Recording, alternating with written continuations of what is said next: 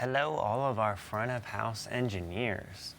Today I want to go over in this video just some tips and tricks that I have discovered over the years that I've been doing this, things that help me and that could potentially help you as you do front of house engineering.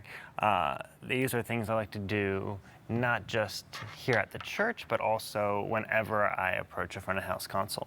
So let's jump into it and see what we're going, what we got. Just some precursor elements. You will normally see in this video, this VS flashing up at the top of the screen. That's just indicating that I have virtual sound check, so I can play it back on the computer and we can see a recording of the band, so I can go over some of these tips and tricks. The very first trick and tip, it's a thing that people forget all the time, is to recall the console.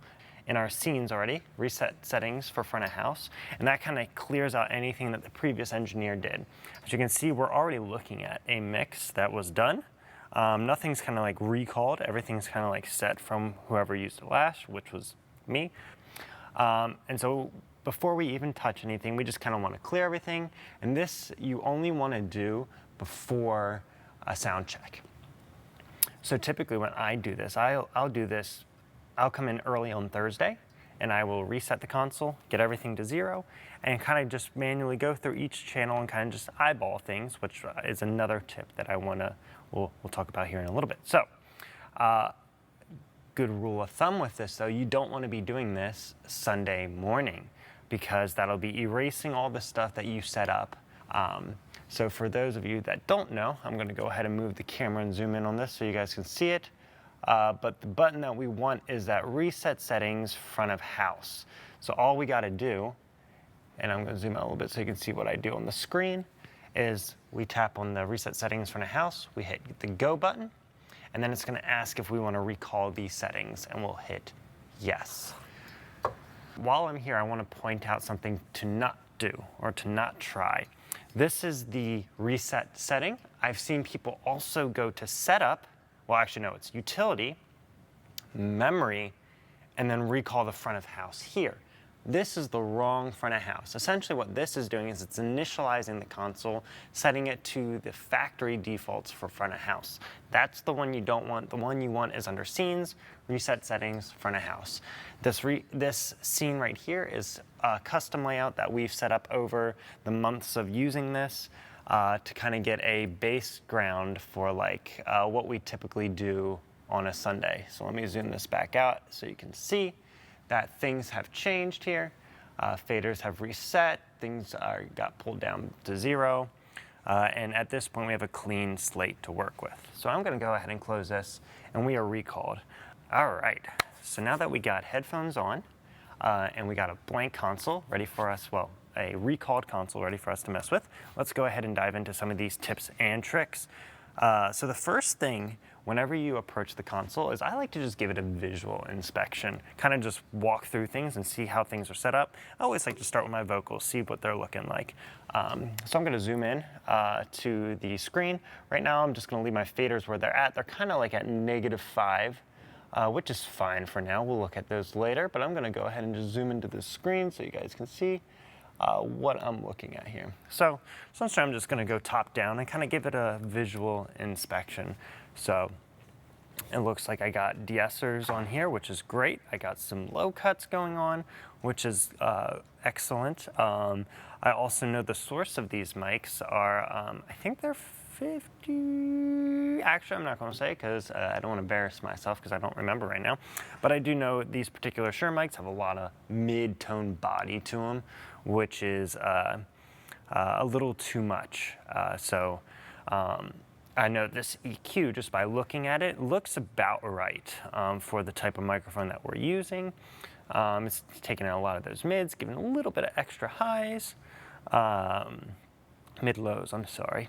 And then looking at our compressor here, they're set to peak. It looks like it's set pretty low in terms of how much it's going to impact the channel, and it is giving it a little bit of a gain boost. And the way I can tell those things is if I zoom you guys in a little bit more, I can see, let me see if I can get you to focus here. There we go. I can see these two distinct lines. The line underneath and then, oops, the line underneath and then that bright blue line right above it. That indicates, the bright blue line is indicating that it is giving it a little bit of a gain after that. So if I turn that gain up, let me turn it way up, you'll see that blue line is even further separated. So I know, and I'm just going to reset that real quick. There we go. And so I know that that particular gain is it's just a little bit. Well, 5 dB. Well, that's quite a lot actually. But yeah, so let me zoom out on here, and we're going to. So that's just kind of like the visual inspection that I like to do for each channel. I'll go through and see all my different channels that I got plugged into here. So all of them are the same microphone, so that's good. Everything kind of looks the same as it should normally. We'll kind of dial in like specific vocals here in a minute. And then I'll look over at my handhelds and Countryman's. That looks good. The Pastor mic looks a little interesting, just a little bit. The first thing that I find is pretty interesting is it's running on RMS. I like to typically use peak, but it could be, well, it depends on the speaker. I see we have a de-esser. And again, I do this every single time before I mix. So I like to come in early, make sure it's a quiet room so I'm not disturbed. And just give a visual inspection. And just based on this visual inspection of this Pastor channel, this looks a little interesting. I'm not going to change anything, right? I'm going to wait until I hear what things sound like, because this is a default recall. So for some reason, this was deemed good to save. So I'm going to wait to change that. But in the back of my mind, I'm going to put this in my head to know, like, hey, this looked a little suspicious. Maybe come back and check on this and see if this is behaving correctly. So that EQ looks a little funky to me. So I might take a look at that. Handheld looks pretty normal. Again, it's the same mic as this, it's just not as aggressive. It has a little bit more body in the bottom of it because typically this mic will be used without the band, so it has a little bit more room for that body as a speaking mic. And then the guest mic also looks a little interesting, I might add. I mean, these look similar to a degree, but yeah, that would be another mic I would kind of keep an eye on. A big difference I noticed is one is set to peak and the other two are set to RMS. So that's another little flag in my mind that I'm like, here, let me keep an eye on this. So I'll put those in the back of my mind. All right, so that's kind of the first step that I like to do. So let's zoom this out and then recenter on the console. And then I like to just do a little visual inspection on my faders here. It looks like I got my speaking mics at 0, which is fine. I may just back those up to like -5, just so that way I don't get surprised if 0 is slightly too loud. Got these down at -5, that seems fine. And then I have a vocal reverb at, looks like -15. So that looks good. Delays are at 0. So my visual inspection for this side is now finished. And then now I'll jump over to this side and kind of figure out that visual inspection on this side. All right, so everything looks good here, and I'm not going to spend too much time on here because it's essentially this just for everything else. So let me take a look real quick. The first thing I'm going to do actually, and this is not something that you guys would do, but because I'm mixing on headphones and to a recording, I'm going to turn off the PA processing real quick because I don't want what we did for the room to be recorded. So I just want you guys to get whatever's coming out. So that's what I'm doing here. Typically you want to make sure those are on though, because that corrects things on the room that are a little messed up. All right. So I'm just going to dive into each of these channel groups. Go look over my drums real quick. That looks good. It looks like I got around the 250 range kind of sucked out here for the kick, which is interesting that it's that much. How much is that? Oh, 12, goodness gracious. So I might look at that. I might keep that in mind. Depending on the tuning of the kick, I know this changes, so we'll keep an eye on that. Looks like I do have a little bit of a low cut. I don't know if that's a good thing or not. Again, another thing I'm going to look at, if I'm not getting a lot of body in my kick drum, that could be the culprit. So let's take a look. Snare looks pretty decent, a little bit of a low mid boost and a little bit of a mid cut. That looks fine. Give it a little body. Snare bottom takes a little bit of brightness out, which I personally do like. Sometimes I feel like bottom mics can get too bright and then they sound really, really close. So that looks fine to me. Some toms, it looks like the two rack toms are kind of the same and the two floor toms are kind of the same. Gates look good. I'd be curious to see what audio looks like going through. Overheads look decent. Again, taking out that mid boxy area. Giving it a low cut so I don't get any lows through them from the PA. And then the drum smash, which honestly looks like, based on the EQ, is just a kick doubler, but I'm assuming everything goes through it. So another thing to keep in check there. All right, let me drop to the band section. All right, so here's some interesting things. Everything is kind of flat on bass, guitar, and keys and piano. A couple things I do want to check. I want to see what the compressor's doing, and it looks like it's self-keying, so it's not really side chained to the kick. That's good information to know. It's kind of being triggered based on its sound, so it's kind of being used as just to keep the level of the bass kind of even. I'm assuming that's for bass players that are like all over the place in volume. That kind of balances out a little bit. Guitars look to be pretty blank, which is typically where I like to have them at start, depending on what effects and pedals and amps and stuff they're bringing in. Keys, that's fine for now, I guess. I wouldn't change those. I would be more curious what the sounds are and then go from there. So that looks good to me. We jump down to tracks. Again, that should be pretty flat. Tracks and loops, that looks great to me. Percussion, again, the only thing I'm seeing is a low cut, which is good. I don't want any stage low end coming in that mic. And that's pretty much it. I'm going to pull out the Campus, the 70 volt system for our test. That way the staff here doesn't get blasted. IMs, that looks good, sweet. Okay, and then at that point, I'm done my visual inspection of the console. I am ready for sound. I do like to do that. I know it's a lot of extra time, but it's good to get like a mental like grounding before you start moving stuff. So that way, when you hear something, you're not immediately jumping to something like a EQ or a compressor and trying to fix something that may not even be the problem. And that's why I like to put out these little notes here and there, like especially noting the EQs there. That's more for the mic than for the singer. So I know if there's a particular singer that's not working with, I know not to clear this particular EQ, but just to modify it just a little bit. So let's get some sound in here and see what we got. Let me see. Let's see what we got. So actually I'm going to pause that. I need to get the sound in my headset. So let me go to that audio pre-fader level, put the left channel in my ear and the right channel in my ear. Okay, cool. And then I'm going to turn off the speaker here so I don't hear it out here. Let me hear. Let's see. I'm going to turn up the left and right. Okay, cool.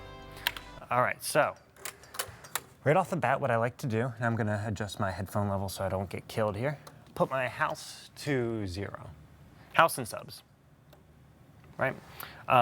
In this particular example for the video, all my low end is going to my left and right, so that way, since I'm not giving you guys 3 channels, just left and right with also low end. But in the room, you wanna make sure you have subs and left and right even right off the bat. So let's go ahead and we're going to tell the band to kind of just play and jam, and we're just going to go over and look at some of these levels. So I'm going to go to drums first, and here, let me zoom in so you guys can see what I'm doing. And the first thing I'm looking for is mainly gain levels. And so I like to see a little bit of orange, whatever is going on here. And let me I'm gonna just loop this particular part of the song for a little bit so that way we can see the drums going off. So there's my kick. That's looking pretty decent. I wouldn't want to change that. It's just getting into that orange. You see that orange line. That looks like a nice healthy level. And then we go to snare top. Let's see what the snare looks like when it's hitting. And what I like to do is I also like to hear it while I'm doing it. So I'm going to pull down all the faders, and I'm going to pull up whichever fader we're listening to. So my mains are up. Zoom this out so you guys can see. My mains are up.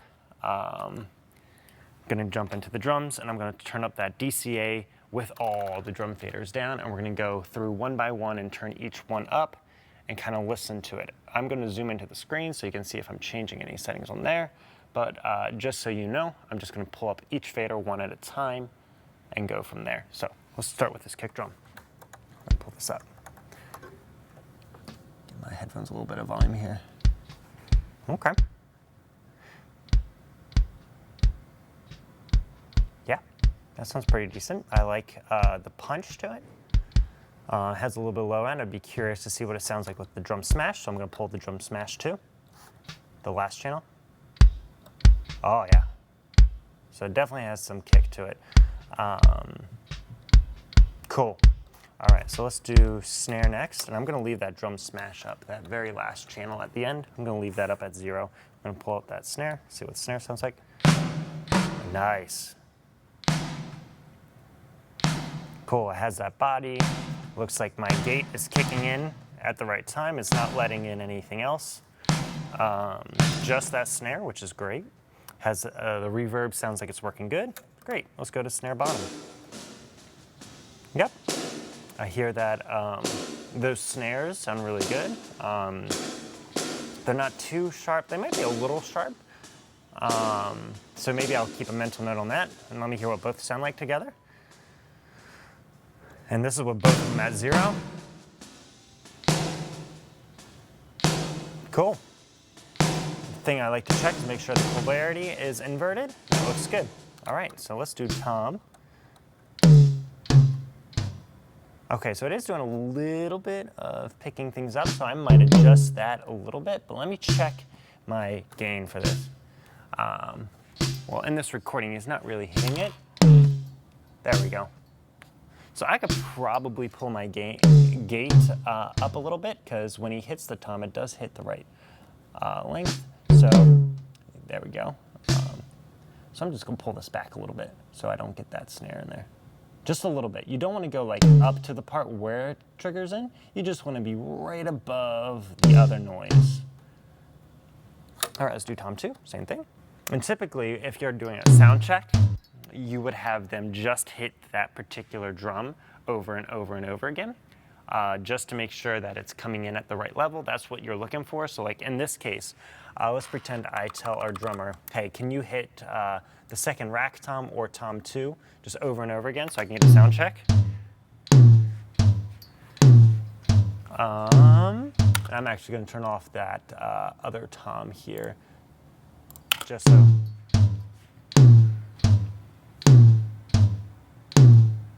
Wow. Okay. So,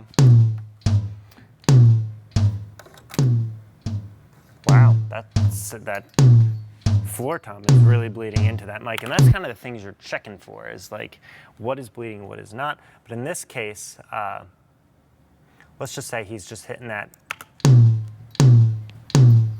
this tom, and the biggest thing that you're looking for, I'm going to turn this down so I can talk. The biggest thing you're looking for is where am I hitting on my gain? So this one is a little hot, so chances are for my gain, I turn this down a little bit until it's under that 10.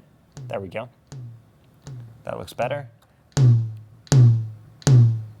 And that works pretty good for me. And so that's essentially what you want to do when you first get in with the band, is kind of sound check each individual source and make sure it's hitting the right gain. So that one looks good. Again, we might modify that gate. Well, we actually don't have to, because now that the gain is set right, see, it's not picking up the other tom. Always set your gain before you set anything else, because like in this case, it fixed everything, right? We don't even have to jump into our gate or anything like that. No EQs, no nothing, no compression. Just fix that gate, hitting it before a little before it gets to that 10. It's kind of like visually where I hit it. I just like to give it a little bit of extra health if I can. All right, so let's listen to 3. So what 3 is doing. Ooh. Okay, so I'm gonna assume this is the same issue. Yeah, it's hitting a little above, so we're gonna pull this back a little bit. Now, if this wasn't a virtual sound check, this would be, the preamp would be activated and you would change the gain. In this case, I can only use trim because it's a digital recording. Don't use trim though, actually modify the gain. Cool. See, that one fixed it for 3, and let's go to 4.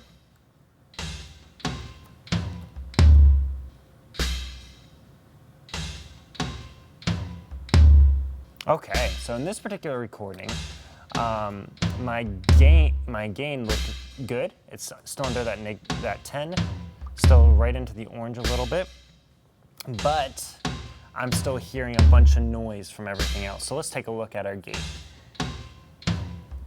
Okay, so it's close. Our threshold is close to where the noise floor is, but just a little bit too low. So we'll turn that up just a little bit, like barely. There we go. That sounds much better. Cool. And then the last thing we'll check is our overhead. So I'll pull both of them out and just hear them. Nice. Cool. And then what I like to do, I'll typically tell them to play, and I'm going to zoom out for this, play like a full kit. So that way I can get everything mixed. So that's after going through everything individually, one by one. And you'll get fast at this. This should only take you approximately maybe 30 seconds to do the whole thing, if that. So make sure you're very efficient with this. Don't be diving into all those settings. Just mainly check for those gains. The gains, as you can see, will fix 90% of the problems, and maybe you might need to slightly adjust that gate. You shouldn't be making massive changes. If you're making massive changes, you're looking in the wrong place. So let's do this. He's playing a full thing for me. Let me back it up so I can actually get a full recording here. All right. And then I like to go left to right. So start with the kick and snare. Yeah. Give me a little spine and get the balance in there. And then I'll pull, I like to do my kick, then my snares, then my overheads. Give it a little bit more pop from the top mic, and then bring in my tom. Nice.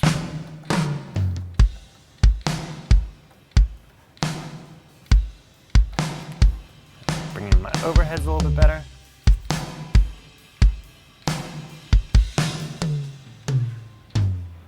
Cool, and that's my drum set now. My drums are now sound checked. So I'll pull down that drum fader and I'll go to the next section, which is my bass. A lot of times I'll have them check together, but the first thing I always do is I want to check my gain of things. So I'll just pull this up now and just see where things are at. Okay, yep, just getting into that orange area, so that looks good to me.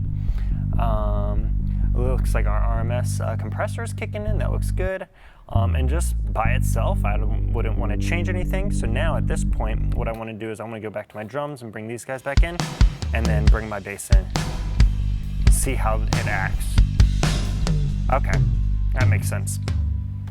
All right, so let me hit pause on this. So something that in this particular recording, and this is the reason, well actually, in this particular way this console is set up right now, there's a reason why this low cut is cut on that kick drum. And it's not cutting a lot, it's cutting out a lot of those low sub frequencies. In this particular case, because the bass guitar can reach down that low, and the decision was made, at least by me when I set this up, that I'd rather hear the lows of that bass guitar than the lows of that kick, because I felt like the kick had enough punch and low end to it already. It didn't need that extra extension, and that makes a little bit of room for the sub for that bass guitar. So that's why that's like that. And actually, just playing this off, there's not much I would want to change with this, right? Again, you're not looking for little details in every single instrument, right? You're just seeing like, okay, in general, are things working together? Yes, great. Move on to the next thing. You don't want to be spending a lot of time on this. All right, the next one I want to do, I'm going to pull down drums and bass. Let's go to our guitars and see what we got. And what I'm going to do is I'm going to pull down these faders, and I'm going to set this DCA to 0 for now, and then I'm going to just hear the source.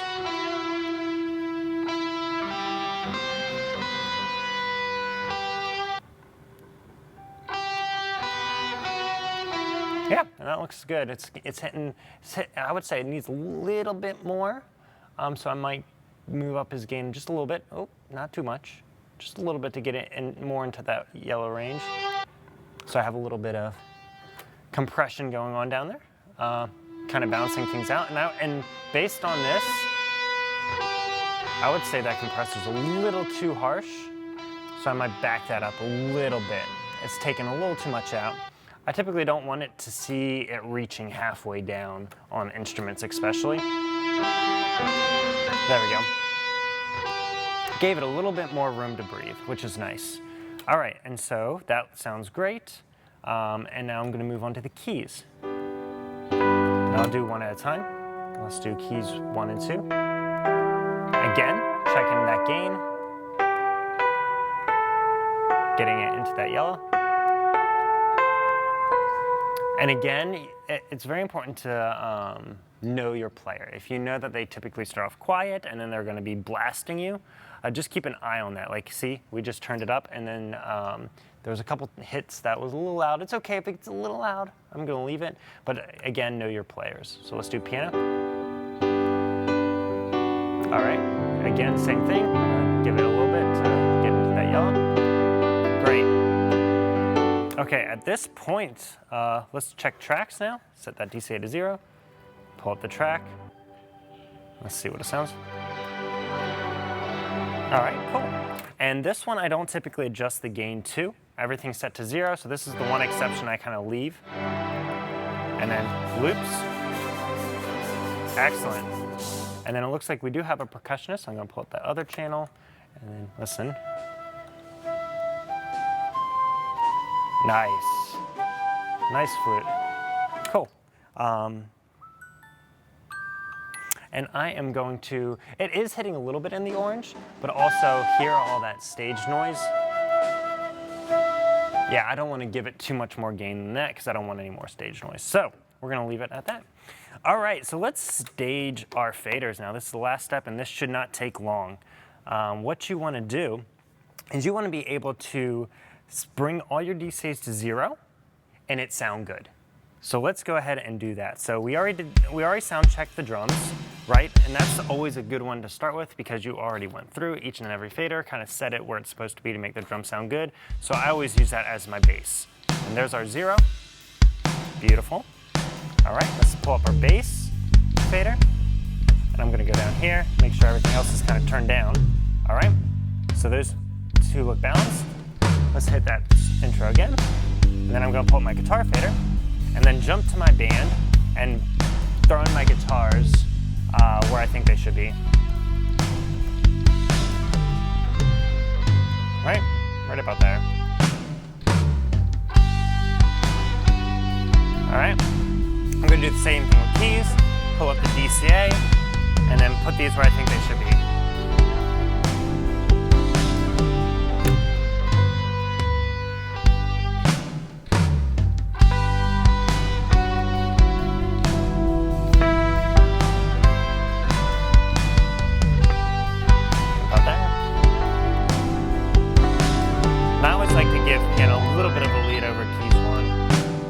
Tiny bit, very subtle. All right, and then I'll do the same with tracks. Put that to 0. Bring these in until they sound good.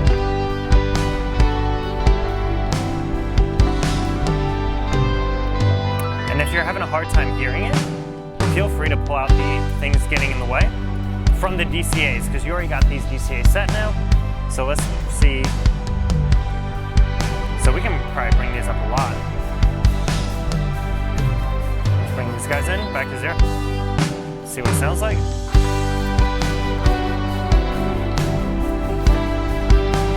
Nice. All right, and the last thing I want to put in, and that'll be with my guitar. And I like to cue things up based on what they are doing. So like the guitar is doing a solo, and I also know that flute is doing a solo. So I'm going to balance them together. So let's do that. So we'll go to pull that other up and pull up the kind of bounce them between each other. I don't want to do this, right? Because now that flute is really drowning out the guitar. So just want to right there with them. And now I can bring up everything else and we can see what this sounds like.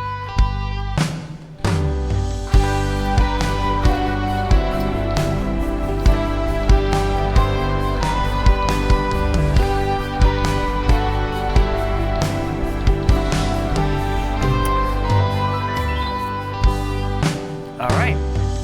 And at this point, the band is sound checked and you even have a mix pretty much ready to go.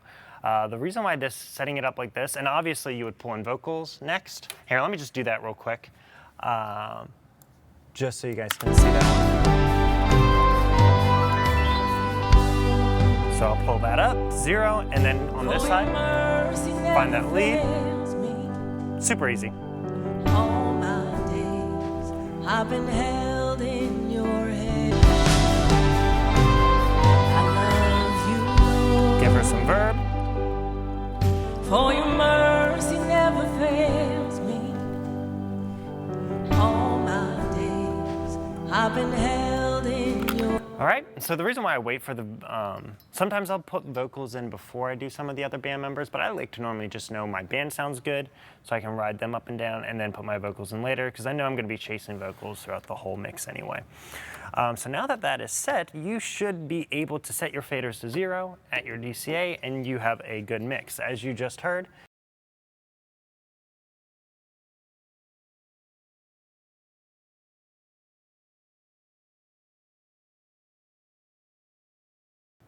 so let's go ahead and do a final listen through and then go from there. But really that tip right there is super nice, because now you know you can pull your faders all the way down, pull them up, and now you're mixing at the 0 spot, and you know it sounds good right off the bat.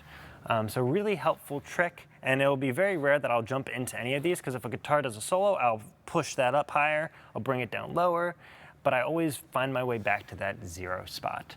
And so during the rehearsal, make sure you're just keeping a mindset of, are these evenly balanced still? And make subtle tweaks to keep them in balance. Notice I didn't really do any EQ stuff because a lot of the sources sound good, but I might make some room like in the mids and so on, but that's a little more extensive than this video. This video is already long enough.